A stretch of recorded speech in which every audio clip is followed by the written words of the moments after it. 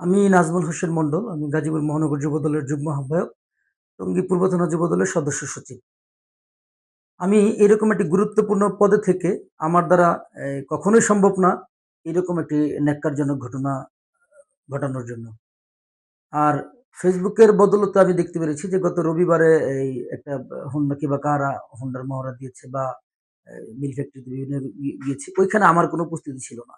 আমি গত বিরোধী দল থেকে যখন ফ্যাসিস্ট সরকার, তখন রাজপথে টঙ্গীতে আমি সবচেয়ে বেশি জোরালো ভূমিকা রেখেছি আন্দোলন সংগ্রামে সব জায়গায়।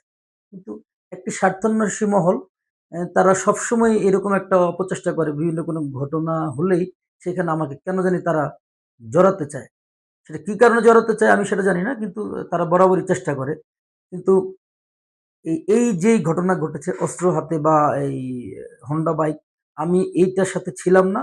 আর যদি কেউ কোনো প্রকার প্রমাণ দেখাতে পারে যে আমি এই মহড়ায় ছিলাম, তাহলে আমি চ্যালেঞ্জ দিলাম যে আমি রাজনীতি থেকে দূরে সরে যাব। আমার আসলে আমার ব্রত হচ্ছে এই রাজনীতির আমি করি মানব সেবার জন্য, জনগণের পাশে থাকার জন্য। আমি জানেন ইতিমধ্যে আমি আমার ওয়ার্ড থেকে আমি কাউন্সিলর প্রার্থী হয়েছি। তো সেখানে আমি কেন এই সন্ত্রাসী করতে যাব, চাঁদাবাজি করতে যাব? আমার কাজ তো ভাই সাধারণ মানুষদের সাথে নিয়ে, ওই সন্ত্রাসীদের সাথে তো আমার কোনো কাজ নাই। ঘটনাটি ঘটে রবিবার, কিন্তু রবিবারে আমি আমার কোনো নাম নাই, আমার কোনো সংশ্লিষ্টতা নাই। কিন্তু একটি মহল সোমবার থেকে মানে এর পরদিন থেকে আমার নাম জড়িয়ে বিভিন্ন সামাজিক মাধ্যমে বা বিভিন্ন কয়েকটি পোর্টালের মাধ্যমে আমার নাম জড়িয়ে আমার সুনাম নষ্ট করার চেষ্টা করছে।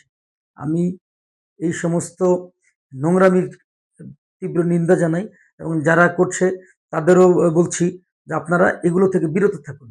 এবং যে সমস্ত পোর্টাল নিউজ বা যে সমস্ত ওই ফেসবুক থেকে সামাজিক যোগাযোগ মাধ্যম থেকে এই নিউজগুলো করেছেন, আমি তাদের কাছে দাবি জানাই আপনারা সুষ্ঠু তদন্ত করুন। আমার কোনো সংশ্লিষ্টতা এখানে আছে কিনা বা আমার কোনো উপস্থিতি আছে কিনা। যদি থাকে তাহলে করেন, কোনো সমস্যা নেই। যদি না থাকে অবশ্যই আপনারা আপনার এই বার্তাগুলো দিবেন যে আমার এখানে কোনো যোগাযোগ ছিল না, আমার কোনো উপস্থিতি ছিল না।